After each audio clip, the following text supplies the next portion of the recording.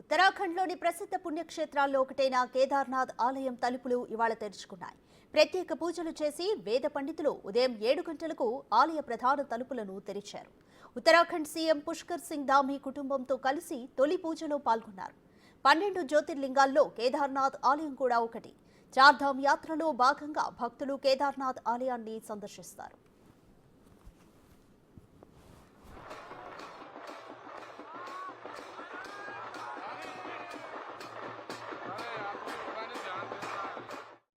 ఏటా లక్షల మంది భక్తులు కేదార్నాథ్కు చేరుకుని పరమేశ్వరుని దర్శించుకుని ప్రత్యేక పూజలు చేస్తుంటారు. శీతాకాలంలో ఈ ఆలయాన్ని మూసివేయడం ఆనవాయితీగా వస్తోంది. 6 నెలల పాటు మూసి ఉన్న ఈ ఆలయ తలుపులు ఇవాళ తెరిచారు.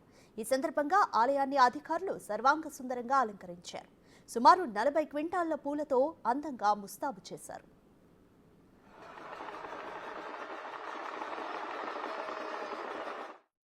ఇప్పటికే పెద్ద ఎత్తున భక్తులు అక్కడికి చేరుకున్నారు. గత ఏడాది కంటే ఈ సంవత్సరం ఎక్కువ మంది భక్తులు వస్తారని ఆలయ అధికారులు అంచనా వేస్తున్నారు.